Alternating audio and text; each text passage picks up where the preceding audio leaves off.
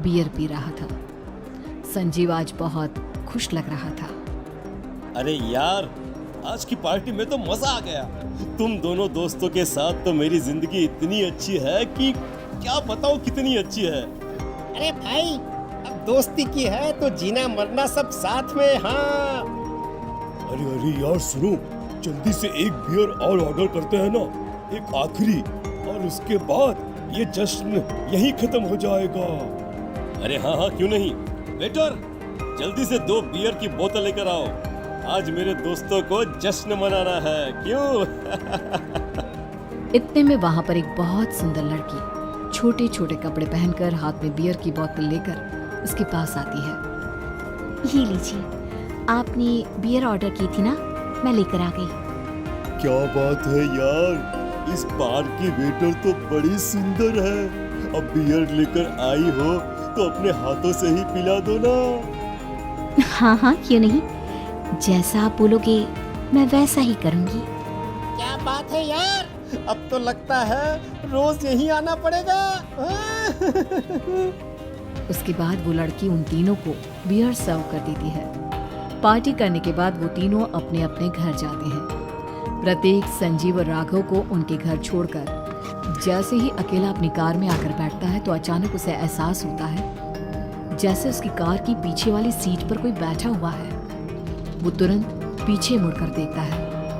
तुम यहाँ क्या कर रही हो? और तुम मेरी कार में कब आई? अरे तुम तो बार में वेटर थी ना।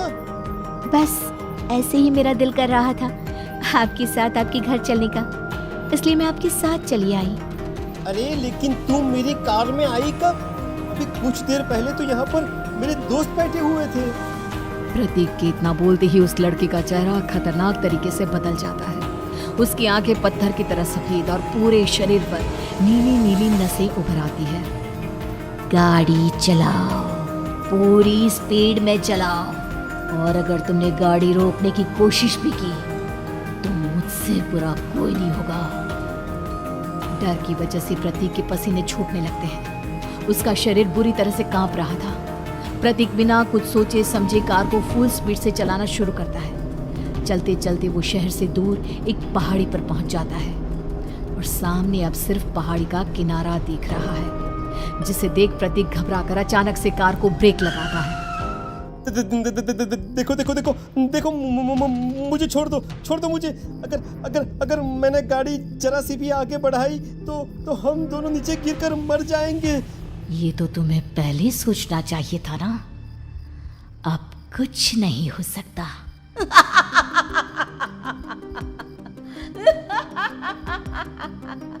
छोड़ दो मुझे। नहीं, प्लीज मुझे छोड़ दो। प्लीज मुझे जाने दो। छोड़ दो मुझे। गाड़ी आगे बढ़ाओ।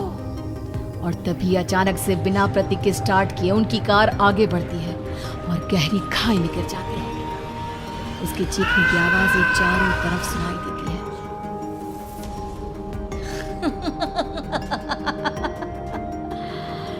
तुझे मारकर मेरे कलेजे में जल रही आग को थोड़ी शांति तो मिल गई, लेकिन अभी ये कहानी खत्म नहीं हुई।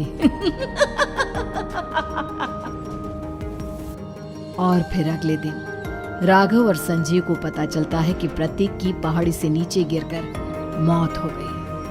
अरे कल रात की तो बात है यार, हम सब बैठकर पार्टी कर रहे थे, लेकिन मेरी एक बात समझ में नहीं आ रही। राघव शहर से इतना बाहर उस पहाड़ी पर इतनी रात को क्या करने गया था? यार वही सोचकर तो मैं भी परेशान हूँ। हम दोनों को छोड़ने के बाद तो वो सीधा अपने घर जाने वाला था, और वो आत्महत्या क्यों करेगा भाई? कल रात तक वो कितना खुश था, हमारे साथ सेलिब्रेट कर रहा था। हाँ, लेकिन पुलिस ने तो यही कहा है कि प्रतीक ने अपनी कार को जानबूझकर पहाड़ी से नीचे गिरा दिया और आत्महत्या कर ली। अरे यार संजीव, मेरी तो कुछ भी समझ में नहीं आ रहा है। चल ठीक है, अब मैं अपने घर जाता हूँ। Okay, bye. राघव अपने घर में अकेला था। दोपहर का वक्त था। तभी दरवाजे की घंटी बजी। कौन है? एक मिनट रुको, अभी आता हूँ। राघव ने जैसे ही दरवाजा खोला उसने देखा कि सामने एक बहुत खूबसूरत लड़की खड़ी हुई है। कौन है आप और यहाँ किससे मिलने आई हो? देखिए ना, बाहर बारिश शुरू हो गई थी, मेरी गाड़ी खराब हो गई है। आपका घर नजर आया तो सोचा कुछ हेल्प ले लेती हूँ। क्यों नहीं, आइए ना, आइए आइए। मेरे कपड़े पूरे भीग चुके हैं, क्या आपके पास टॉवेल मिलेगा प्लीज? राघव अपने बाथरूम से एक टॉवेल लाकर उस लड़की को देता है। थैंक यू सो मच, अब मैं चलती हूँ। अरे इतनी क्या जल्दी है? आप चाहे तो बारिश रुकने तक यहाँ पर रुक सकती हैं। हाँ। लड़की ने पलटकर राघव की तरफ देखा। नहीं, मुझे जाना होगा, मेरा काम बाकी है। और वो वहां से चली गई। उस लड़की के जाने के बाद राघव अपने बाथरूम में नहाने के लिए गया और जैसे ही उसने बाथरूम में देखा तो उसका टॉवेल वहीं पर लटका हुआ था। उसने टॉवेल हाथ में लिया तो देखा कि उसका पूरा टॉवेल खून के धब्बों से सना हुआ है। अरे अरे ये क्या? ये टॉवेल तो मैंने उस लड़की को दे दिया था। ये वापस मेरे बाथरूम में कैसे आ गया? और इस पर ये खून के धब्बे कहाँ से आ गए? राघव ने आईने में देखा तो उसकी गर्दन पर एक बड़ा सा चाकू का कट लगा हुआ था जिससे खून बह रहा था, जिसे देख राघव के होश उड़ गए। हाँ, अरे ये क्या? मेरी गर्दन इतनी ज्यादा कटी हुई है और मुझे दर्द भी नहीं हो रहा है। ये क्या हो रहा है मेरे साथ? राघव घबराकर बाथरूम से बाहर आया और अपना मोबाइल उठाकर उसने संजीव को फोन लगाया। संजीव जल्दी से मेरे पास आ जाओ। मुझे लगता है कुछ बहुत बड़ी गड़बड़ है, जल्दी आ जाओ। उधर से आवाज आई, लेकिन वो आवाज संजीव की नहीं बल्कि एक लड़की की थी। कुछ अजीब नहीं हुआ है, बस तुम्हारी मौत तुमसे मिलने आई थी और तुम्हें मारकर चली गई। अब तुम इस दुनिया का हिस्सा नहीं हो राघव, इसलिए तुम्हें अपनी गर्दन के कटने का दर्द भी महसूस नहीं हो रहा। नहीं, ऐसा नहीं हो सकता, ऐसा नहीं हो सकता। कौन हो तुम? तुम्हारी मौत। अब संजीव के पास खबर पहुंचती है कि राघव ने अपने ही घर में चाकू से गर्दन काटकर आत्महत्या कर ली। ये सुनने के बाद संजीव के होश उड़ गए। वो पसीने से तरबतर हो गया और एक अनजाना डर अब उसके दिल को सताने लगा। संजीव के साथ ही उसका एक छोटा भाई राजीव भी रहा करता था। अपने भाई को इस तरह परेशान देखकर राजीव उसके पास आया। अरे भैया, क्या हुआ भैया? आप इतने घबराए हुए क्यों लग रहे हैं? प्रतीक और राघव की मौत, मेरा मतलब मेरी कुछ समझ में नहीं आ रहा भाई। अचानक से मेरे दोनों दोस्तों ने आत्महत्या क्यों कर ली? अरे वो तो मेरी भी समझ में नहीं आ रहा है भैया। हाँ, हो सकता है कि कोई परेशानी होगी और इसीलिए उन्होंने ऐसा किया होगा।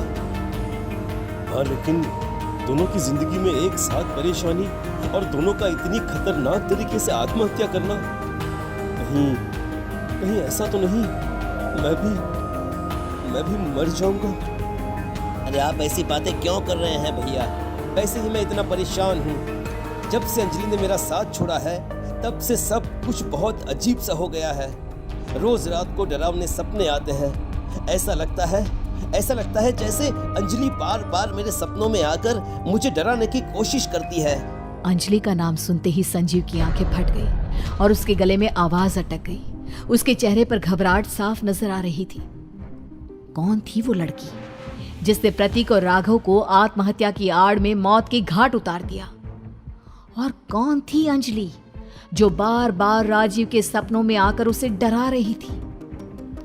अंजलि का नाम सुनकर संजीव इतना घबरा क्यों गया? इन सवालों के जवाब जानने के लिए देखिए इस खतरनाक कहानी का अगला भाग।